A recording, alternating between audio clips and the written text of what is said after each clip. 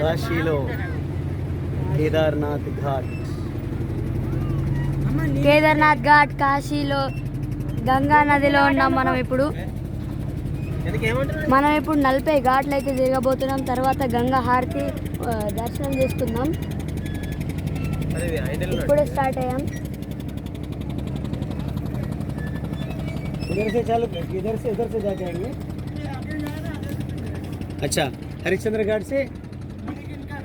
अच्छा, मणिकर्णिका घाट से गंगा आरती घाट. ओके.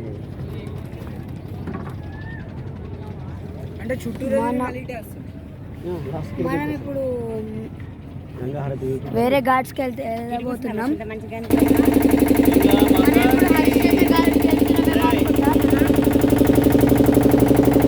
మనమైతే చూడొచ్చు హరిశ్చంద్ర ఘాట్.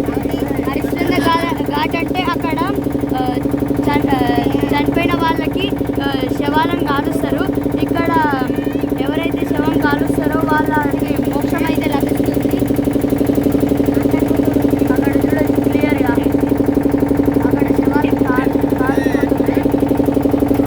అక్కడ మనం చూసినట్టయితే అక్కడ చూడొచ్చు 2 కాలుతున్నాయి. కింద ఒకటి కాలు ఆల్రెడీ కాలిపోయింది.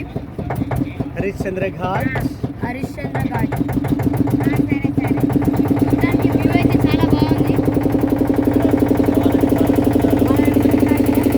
మనం దీంట్లో మినిమం 1 to 2 hours ఉంటాం. మనం దీంట్లో మినిమం 1 to 2 hours అయితే ఉంటాం. హరిశ్చంద్ర ఘాట్ కాశీలో.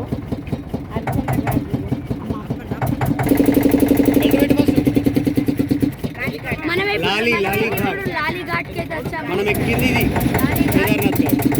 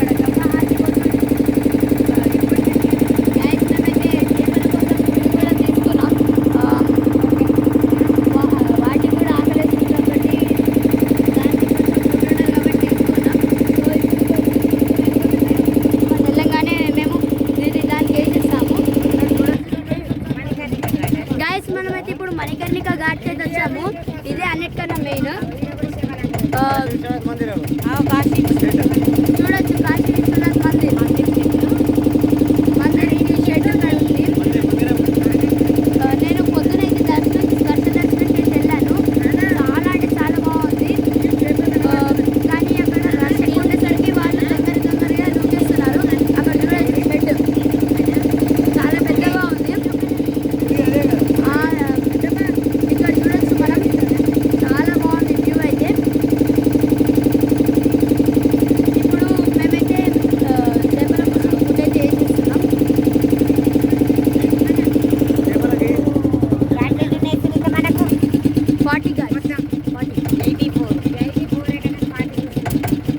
సో మనం ఇక్కడ చూసినట్టయితే చాలా బాగుంది ఇది.